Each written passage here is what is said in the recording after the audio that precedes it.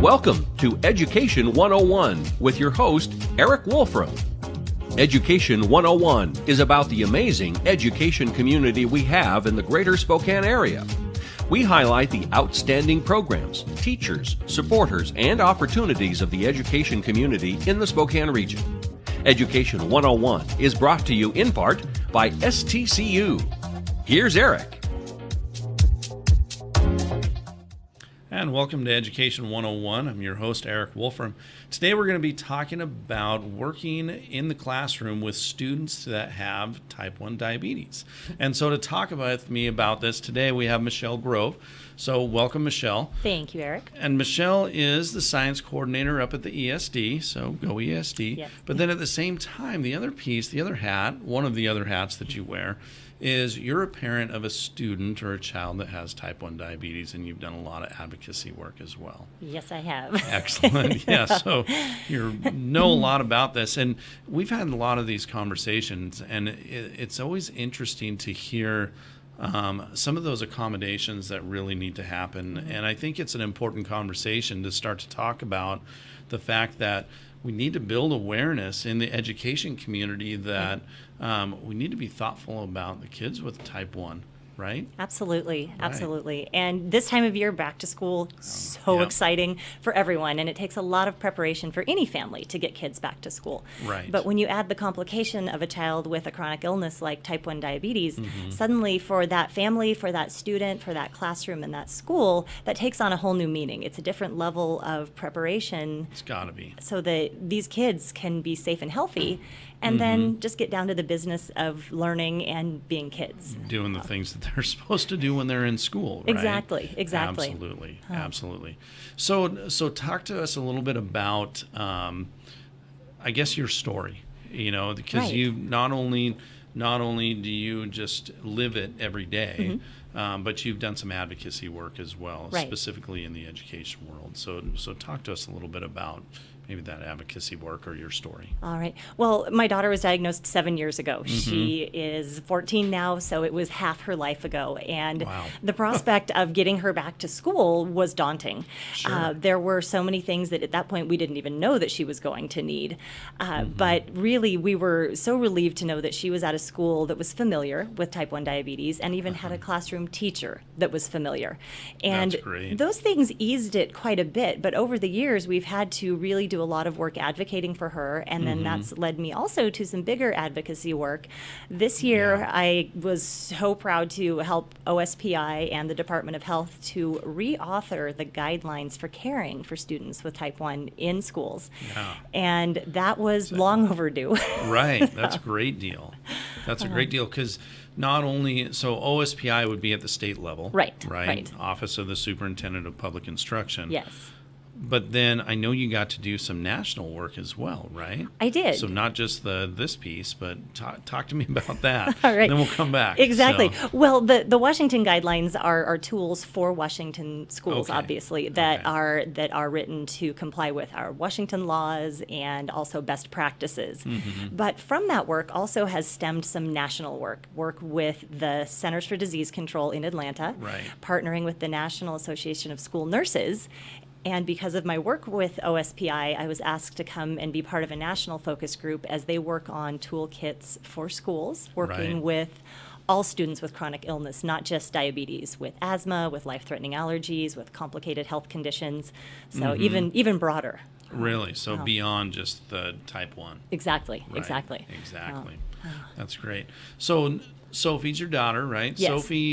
Sophie at 7. Yes. And she's diagnosed. From a parent's point of view, let's talk about from a parent's point of view, because my curiosity, I got to be honest, I don't know a lot about it. How did you know? I mean, were there signs or anything? I mean, I think about, as a dad, are there things I should be watching for? Right, absolutely. And honestly, even as a classroom teacher, I now know things I should have been looking for in my students that might have been worrisome. Honestly, I taught high school biology. I taught anatomy and physiology. I missed it all. I missed every sign. Everything was something we could explain. She was a little headachy. But Really? she'd walked into a pole on the playground, and Sure. she was a little grumpy. But second grade is hard. Yeah. She was really Yeah, second thirsty. grade. Oh, I know. She was Yeah. really thirsty, but she was hydrating. We teach kids to fill their water bottles and to Yeah. hydrate. And we didn't realize that she was filling that water bottle, that quart-sized bottle, 4 or 5 times a day. Wow. That's not normal consumption for Yeah. a 7-year-old body. Not for a 7-year-old. Yeah. No, That's no, a lot. exactly. And to still be thirsty after that. Along with that comes increased trips to the restroom, Sure. which made sense because of the water. Well, yeah, drinking that much water. Exactly. Fruity breath, it turns out, is one of Fruity the sort of breath. most alarming symptoms. Really? She was a kid who liked her gum. She Uh-huh. liked to chew fruity gum. And I realized the day I ended up taking her to the doctor that I was smelling something like that, but she swore we were out of gum. Huh. And that was, it turns out, a huge red flag. And Really? one of the last symptoms, had we not taken her in Mm-hmm. that day, which at that point, things were just sort of adding up to something that didn't make sense. Her skin was Yeah. really dry, but it was December in Spokane. Sure, exactly. But it was one too many things. Yeah. So we took her in just to the pediatrician and Mm-hmm. said, send me home. I'm sure I'm crazy, but something's up. Yeah. And it Something's that gut instinct of something going on. Exactly. And so I think I think what you said before, it's interesting, and to build that awareness piece, Right. not just as a parent, but Right. then as an educator as well. We're trained to look for other things as also. Exactly. Why are we not trained to be able to look at some of these health issues, Right. and even just ask questions or start conversations with Absolutely. the parents at home to say, I've noticed. Right. So thinking about the standards, is that the right way to say it, standards that were written, is that part of them, the whole awareness, I guess? It's not, actually. Okay. It is really just caring for the already diagnosed student. Okay. Which is why our family spends a lot of time doing advocacy work. Okay. We work with Juvenile Diabetes Research Foundation, which is a research organization working on prevention and early diagnosis and other science-based therapies, and the American Diabetes Association. A lot of these places work on advocacy, and sort of one of the biggest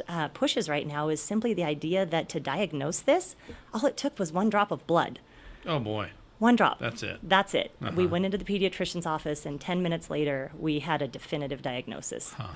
That's amazing. It really is. And then just that little tiny bit to be able to test it and Right. see what it takes. But, Absolutely. But it also takes, I guess, knowing those symptoms and Right. thinking about that, having conversations and being able to say, I better take my child to the pediatrician to Right. be able to see what's going on. And again, Right. that gut instinct. So Exactly. Yeah. Exactly. Yeah. And then from there, the work goes to getting them back to school, getting Mm-hmm. them healthy again, getting them into a safe school environment so that they can Right. learn, so they can compete in sports and participate in clubs and be a Right. part of everything they were part of before. Sure. And you mentioned that when you guys went back to school, you had people there that were familiar Right. with type 1 diabetes. Yes. And not just with type 1, but maybe with accommodations. Is that the right word for It is. students with? It is. And that's really where the standards come into play. Is that correct? Of Absolutely. being able to say, And- here's best practice. You use best Yes. practice as well. Exactly. And it's not just state standards. It's actually type 1 diabetes is an autoimmune condition Okay. and actually qualifies as a disability under Section 504 law. Very nice. And so the students actually qualify for a specially written plan for themselves that covers things like being able to test in class and to eat when they Yeah. need to, which seems like a simple thing, but it's hard for some classroom teachers or some schools to know what's appropriate. Right. When is a kid just wanting a snack, and when is a child in a potentially life-threatening situation if they That's don't the have scary access? thing. So the 504 law and 504 plans, along with those state standards, really help a school and a family figure out what appropriate accommodations would be for a student Absolutely. based on their age, their stage in their diagnosis, all those things. Right. One of the things you mentioned, the whole idea of testing, and I think that's fascinating because it should be such a, I guess, such a common thing to be able to say, yeah. Absolutely. But then you talked about, where you guys are today and ACT, SAT testing, Right. those kinds of, once you get into high school, those high school testing pieces, that there's a lot of work that kind of goes into the prep of that for those accommodations. Absolutely. A lot of people take that for granted that, well, of course someone would just, let her eat or check if she needed to Right. in the middle of the PSAT. But that's not actually true. They have very strict rules about things like having a bag, That's amazing. having any electronics. And she wears 2 electronic medical devices that Right. require her phone to transmit. Uh-huh. And so the devices themselves and even her iPhone And the are phone.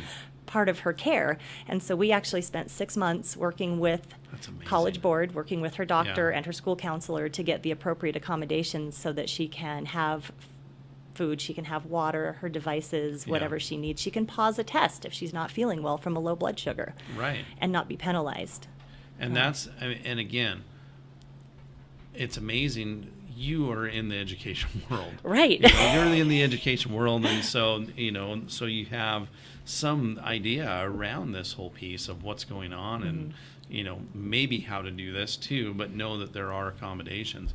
I can't imagine someone who's not in that world to be able to say, Right. how do I do that? And I think that's where the advocacy piece comes back into play, to say, Exactly. as a school system, how do we make sure that these modifications are there? Exactly. So the kids can get, be able to test and be able to use the things that they need to have there. Right. Right. And it changes as they get older. And I said going into high school is a completely different set of accommodations than when she Sure. was 7. I bet. I bet. So, and I feel like our family was uniquely positioned with the resources. My background in education, our science backgrounds, to understand enough of it that, along with the steep learning that we did after she was Right. diagnosed, that it puts us in a place to be able to help other families and teachers in schools. I spend a lot of time talking with school nurses, talking Sure. with school staff members about the ways that they can accommodate these kids and the other 32 kids in their classroom, and Yeah. still really meet the needs of every child. Right. that they've got in there. Yeah, including those kids, and being able to kind of look at those Mm-hmm. best practices. And I think that's a piece that I do want to kind of get into a little bit, is Sure. let's talk about kind of how does it affect me? What can I take, since school is just starting up? It's that Yes. time of year.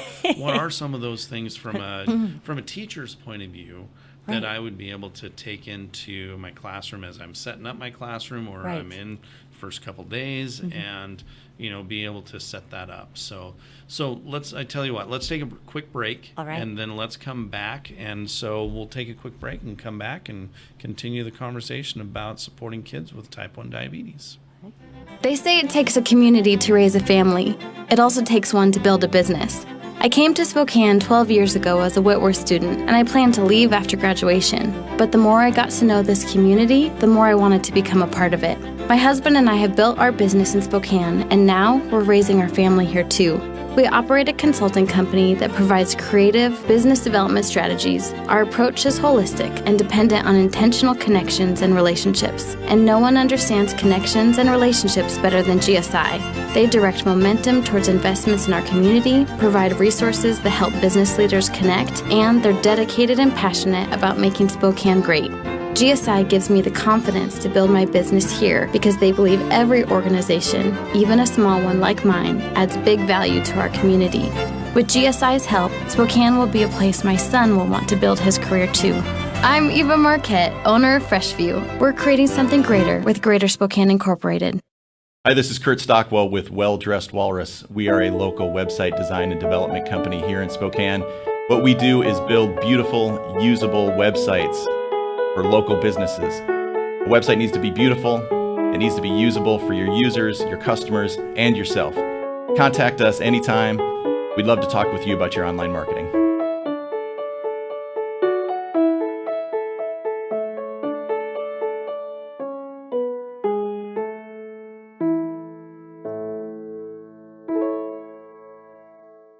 What? You haven't been to the library lately? Stop in today and see that the library is more than books. Spokane County Library District facilities feature on-site technology, including Wi-Fi, computers, and printers, as well as free use of meeting rooms. The Library District offers events and programs for all ages, from story times to career development and employer classes to Social Security workshops. Our staff is well trained and happy to help. Find out more about your library at scld.org. And welcome back to Education 101 with Michelle Grove, talking about type 1 diabetes and how we support those students from an education point of view, but I also think from just a community and a family point of view as well. So before we left, we were starting to talk a little bit about some of those best practices. It's beginning of school again. And so what are some of the things that teachers need to do? What are some of those things they might need to have in their classroom or be thinking about? Because really, whether it's a 504 plan, whether it's which by the way are so important to make sure that you're involved with from a teacher's point of view, teachers out there, is that because you need to be able to accommodate for these kids. Right. But what are some of the things that as they plan out into the school year that they should be thinking about? Right. You know, a big piece of it, just like anything, is communication. Communicating with the families, trying to figure out what is going to help that student, especially if they're newly diagnosed or younger. Sure. But truly at any age, you know, we always say there's no great age to be a type 1 diabetic. They're all different. Yeah. I know. So, yeah. you know, they all require different things. Little things, though, even like considering your procedures for a lockdown. True. Even students who primarily go to the office to treat lows and eat in the lunchroom, imagine if they're suddenly stuck in your classroom for a few hours. Right. In this day and age, it's something that it's a realistic thing. Exactly. Unfortunately, even a lockdown drill can be very stressful for a child. And then imagine that child also would have to consider if they have access to their life-saving medical devices and equipment and food and water and those sorts of things. So that's something with that, you know, so anxiety goes along with that. Does, again, not knowing a lot, does that affect the levels, with sugar levels? Absolutely. Blood sugar, blood glucose, is affected by about 1,000,003 things. It turns out, sure. you know, the human body is very complicated. Yes. Pancreas is highly underrated as an organ, but it turns out that everything can affect it. The weather, the temperature in a room. If someone's excited, if someone's sad, if they're fidgety, that kind of excitement might drop blood sugar. If there's adrenaline, that might raise blood sugar. Okay. So a lot of times in a lockdown type situation, you might end up with a student who has high blood sugar. But when my daughter was little, stress and anxiety dropped her low. And so in that case, she needed to have access to food and sugar in the classroom because she couldn't just walk down the hall to the office in that case and access it. So, you know, if you look at being stuck for you know, we're not talking about a drill. We're talking about the real deal. Right. And you might be in there a couple hours. Absolutely. You know, and you mentioned something a while back to me about high blood pressure, high sugar levels versus low and the severity between the two. Absolutely. And again, thinking about being stuck for a couple hours. Right. And in general, we hear about the effects of high blood sugar. Every time my daughter runs into someone who learns she has diabetes, we hear a lot of my grandma had diabetes, and this happened to her feet, and when, which is, there can be some long-term effects of high blood sugar, and it can be very damaging to the organs, to the capillaries. But in the short term, over the course of a few hours, the bigger risk is a low blood sugar. Is low. Because in any situation, a low blood sugar is an urgent situation, and it can become an emergency very quickly. And in worst case scenario, a student could even lose consciousness, have a seizure. It could be a lethal event, which would be absolute worst case. But with some management, with some monitoring, with Planning. some good planning, the Yeah. likelihood of preventing that goes way up. Right. And so even my high school daughter is taking quart-sized Ziploc bags to all 6 of her teachers to just throw in a desk drawer. Yeah. In case that's the day that her teenage brain forgets her bag. Sure. And, sure. you And I know, think that's a great plan. And that's what I was going to ask next. I was Right. saying, number one, with good communication with the family, Right. which is your number one step. But what are some of those things that might be in my top drawer for those kids that I have Right. in my class? Right. Well, with a low blood sugar, any sort of fast-acting sugar is going to What's be that great. mean? So, for example, my daughter uses a lot of glucose tablets, which are sort of like a Okay. giant Smartie, and she prefers those. But even Smarties Okay. or honey. Or tubes of frosting, or anything Sure. that would be quickly absorbed by the body. Juice Okay. is great, and apple juice is a fabulous heard of way that to bring one, up yeah. a blood sugar. She doesn't prefer it. She's an athlete and runs around a lot. Doesn't Sure. like sloshing, so she likes see she that, prefers yeah. the solids. I can see it, But yeah. essentially anything quick. People think chocolate. Chocolate actually has a lot of fat and protein and doesn't raise blood sugar as quickly as you would think. Interesting. Eventually it will. Yeah. But not as Yeah. quickly as when you're talking about needing something that acts in 5 to 10 minutes. Yeah, right away. Exactly. Kind of thing. Right. Huh. So those sorts of things are, in a pinch. And again, that's something to communicate with a family and say, in an emergency, what would you want me to Right. have here that would be okay for your student and Absolutely. that would be a good fit? And with that Mm-hmm. too, is that something that I would imagine the nursing staff at the school should be involved with as well in Right. that conversation? Theoretically, And yes. what we- No, absolutely. With their healthcare plans. Yes. So a lot of students have to have doctor's orders. Okay. And then from that, usually the school has a healthcare plan for Mm-hmm. the student. And then those are shared with teachers. They should be shared with substitute teachers and things. Yeah, that's another one too. that gets me. Yeah.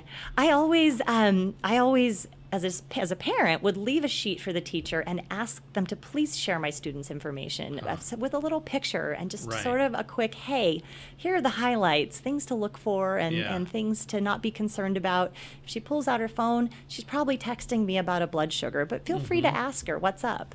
Sure. So Sure. those kinds of things.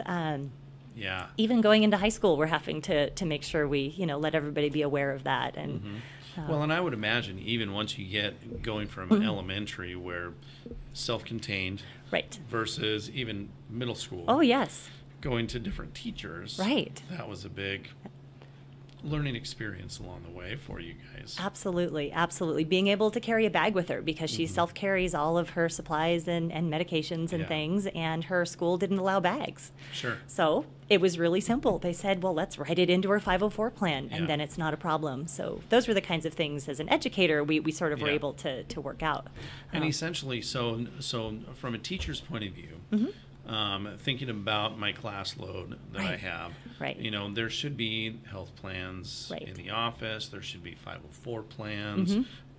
Maybe not 504 plans yet, Right. but there should be a health plan, which means the family is communicated with the nurse. Yes. It's there. And that would be how I would essentially look into finding out if any of my students have this Exactly. that I need to work with. Exactly. Right. And honestly, kids with type 1 diabetes are probably going to be able to do anything the rest of your students can do. I would think so. They can have treats, they can go on field trips, they Okay. can play sports, but a lot of times it takes a tremendous amount of pre-planning and behind the scenes effort, which Yes. to let these kids just be kids. And so Yeah. that's something, if someone lets me know the day before a field trip, I might not be able to get off work to go. Yeah. And when she was younger, her school didn't have someone who could go with her.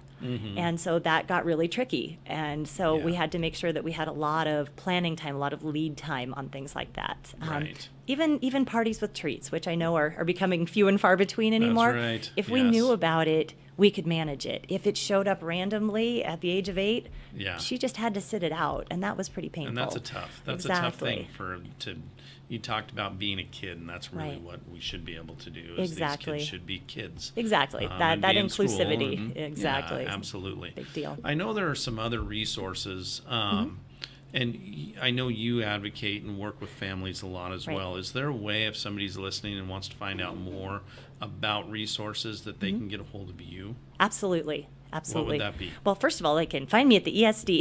Yes, So, that's right. definitely.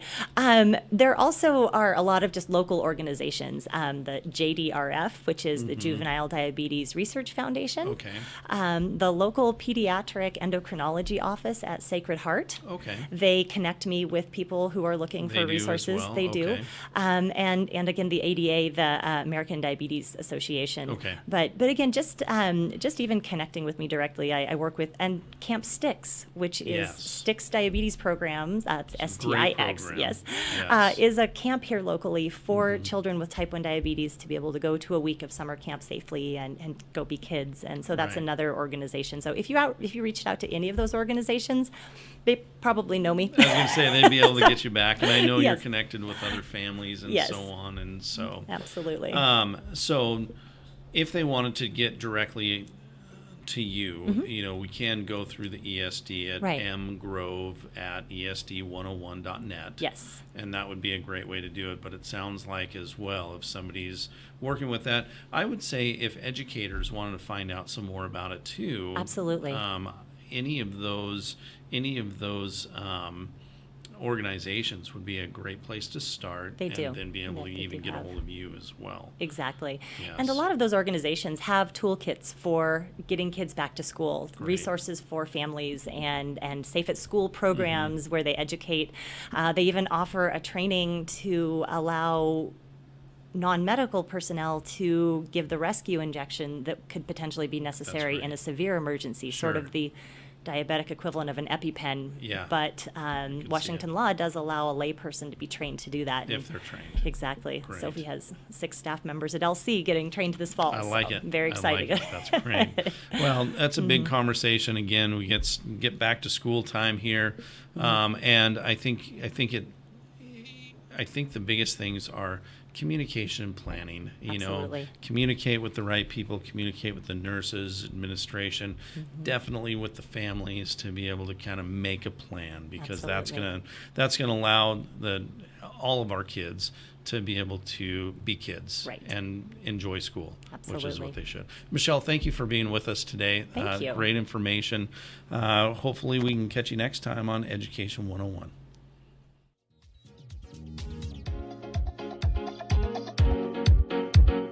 Education 101 is produced in Spokane, Washington by SpokaneTalksOnline.com, which is solely responsible for its content. Education 101 is brought to you by our friends at STCU. Ask Eric a question, recommend a guest, and hear this program again online anytime at SpokaneTalksOnline.com.